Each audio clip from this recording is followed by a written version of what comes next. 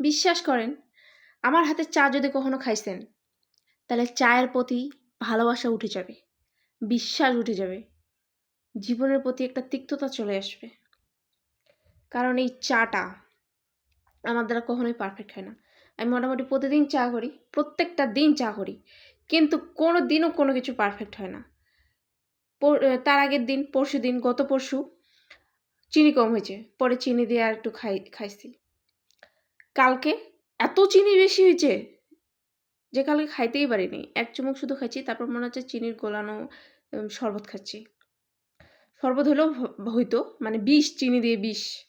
আর আজকে আমি ভাবলাম আজকে সব কিছু মানে টেস্ট করে দিব চার মধ্যে। হ্যাঁ দিছি, সব ঠিক আছে, কিন্তু চাপাতিকে তো বেশি হয়ে গেছে, তিতা হয়ে গেছে। মানে আমি কি করবো, আমার দ্বারা চা কখনো হবে না, চাটা আমার দ্বারা কখনো হবে না।